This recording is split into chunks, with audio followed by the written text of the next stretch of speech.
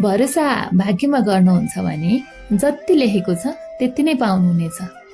यदि भरोसा आफ्नो मेहनतमा गर्नुहुन्छ भने जे चाहनु भएको छ त्यही पाउनुहुनेछ। यदि ठक्करै खानु भएन भने कसरी थाहा पाउनुहुन्छ कि तपाईँको दिल सिसाले बनेको छ कि पत्थरले भनेर? तपाईँलाई थोरै टेन्सन हुने बित्तिकै जो व्यक्ति तपाईँको दिमागमा आउँछ त्यही व्यक्ति नै जिन्दगीको सबैभन्दा मूल्यवान व्यक्ति हो। आफूलाई यति कमजोर पनि हुन नदिनुहोस् कि स्वार्थी आफ्नाहरू तपाईँलाई सान्त्वना दिन आउन्।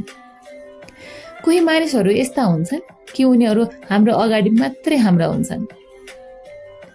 जसको भाव बढ्छ उसलाई त्यागिदिनुहोस्, भाव पहिलाको भन्दा पनि तल झर्नेछ।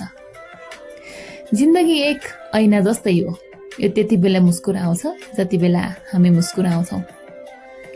मिसावटको जमाना छ, मिलाइदिनुहोस्, सम्बन्ध लामो समय टिक्नेछ।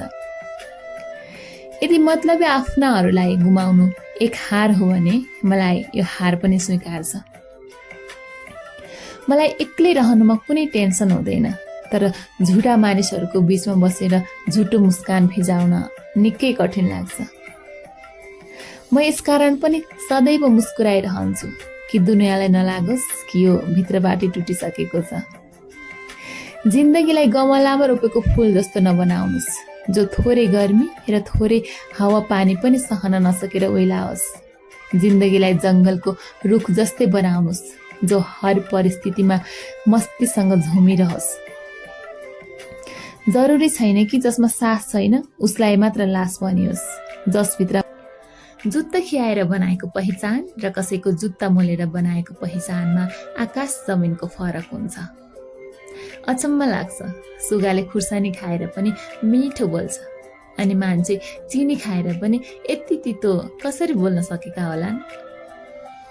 रोएर कसैलाई आफ्नो बनाउन सकिँदैन, जो आफ्नो हो उसले रुन नै कहाँ दिन्छ? जहाँ तपाईँको कदर हुँदैन त्यहाँ नजानुहोस्, अनि जसले तपाईँको कुरै सुन्दैन उसलाई सम्झाइ नरहनुहोस्।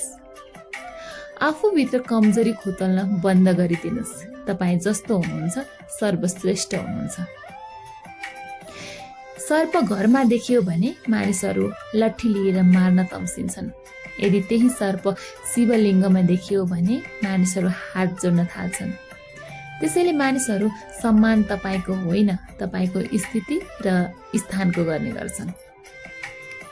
शान्त रहनेहरूलाई सिधा नसम्झिनुहोस्, किनकि खरानीभित्र तातो कोइला लुकेको हुन्छ। यदि सत्य बोल्ने तपाईँको स्वभाव छ भने एक्लै हिँड्ने हिम्मत पनि राख्नुहोस्। बलियो भएको बेला कमजोर देखिनुहोस्, अनि कमजोर भएको बेला बलियो।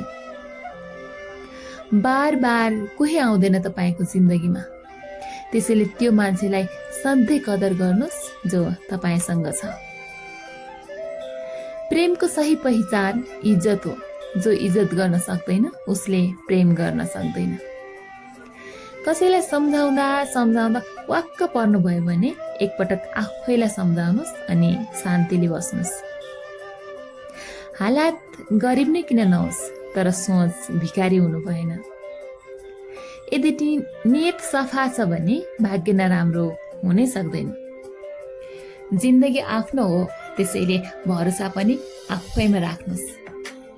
मिठो मह बनाउने मौरीले टोक्यो भने नराम्रो दुखाइ दुख्छ, त्यसैले सावधान रहनुहोस्। धेरै मिठो बोल्नेहरूले हानि मात्र होइन हानि पनि गर्ने रहेछन्। अरूमा कमजोरी मात्रै निकाल्नेहरू कहिलेकाहीँ ऐनाको अगाडि बसेर पनि सोच्ने गर्नुहोस्। बुद्धिमानहरू चुप रहन्छन्, समझदारहरू बोल्छन्, अनि मूर्खहरू बहस गर्न थाल्छन्। दिल खोलेर आफ्नो जिन्दगी जिउनुहोस्, किनकि जिन्दगीले आफ्नो इतिहास पुनः दोहोऱ्याउने छैन। भरोसा यदि आफैमा राख्नुभयो भने त्यो तागत बन्छ, यदि अरूमा राख्नुभयो भने त्यो कमजोरी बन्छ। कमजोरी सबैमा हुन्छ, तर कमजोर त्यही हो जसलाई आफैमा विश्वास छैन। धुम्रपान त यसै बदनाम छ, यहाँ सबैभन्दा हानिकारक चिज त प्रेम रहेछ। खराब समयलाई झेलेर अगाडि बढ्ने व्यक्तिले नै उज्जवल भविष्यको निर्माण गर्न सक्छ। खराब स्वास्थ्यले मानिसलाई त्यति गलाउँदैन जति उसलाई नकारात्मक विचारहरूले गलाएको हुन्छ। दोस्ती आफैसँग गर्नुहोस्, कहिल्यै एक्लै हुनुपर्ने छैन।